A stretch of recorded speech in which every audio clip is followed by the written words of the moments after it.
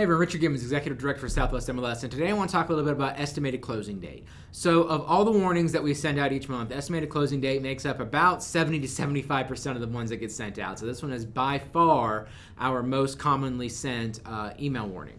So what I want to do first off is I want to show you the email that you receive when you do have an estimated closing date in the past. So this is the email you receive, and it just tells you that the violation name is pending past estimated closing date.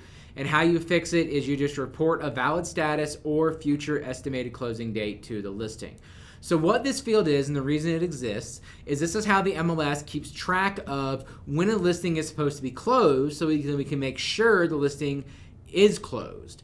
So, I've talked before in the past about how in areas that don't have MLSs, oftentimes listings will be kept up long after they closed, in order to keep generating leads. But we don't allow that in the MLS because we have compliance systems that prevent that from happening to make sure everybody has clean data and that active listings are actually active.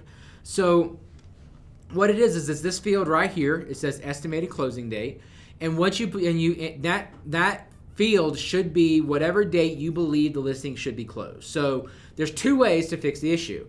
Either it did close on the 1st, so you need to go in here and close the listing to update the valid status, or something happened with the closing, as often happens in real estate, right? And that closing has been pushed out to some time in the future. If that's the case, just update it to the sometime in the future. Now, of course, with that, when you're dealing with extensions and getting signatures and all those things, absolutely consult your qualifying broker about what other forms they believe they want you to have in order to update that time. But as far as the MLS goes, as long as the date is sometime in the future, that's the primary thing we're looking for.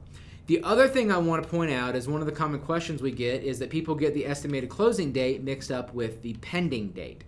Once you've entered a pending date, it does not give you the option to change it.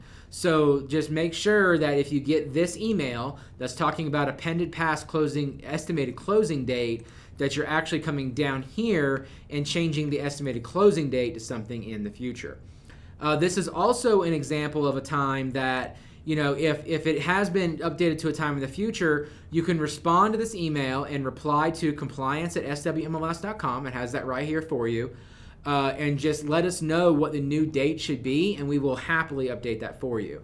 Of course, don't abuse that. We're not your assistant. We're not going to do this for you on every listing. But if you're out and about and you get the email and you're doing showings and all you want to do is just type that and hit send, that's not a big deal. We really don't mind doing it for you. Just like I said, don't abuse that. And that's really about it. It's a very straightforward fine. It's the one we do most often just because people get busy, right? It's a lot of times it just needs to be closed, or something happened and the closing got extended, and the thing you've been focused on is getting all the signatures you need. This isn't one of those deals where anybody's disappointed in you or something like that. We just want to get it fixed and updated where the data is correct. So as always, if you have any questions down here at the bottom, support at swmls.com or 505-843-8833. We are always here to help and always willing to answer any kind of questions and help you out however we can. Thank you all and have a wonderful day.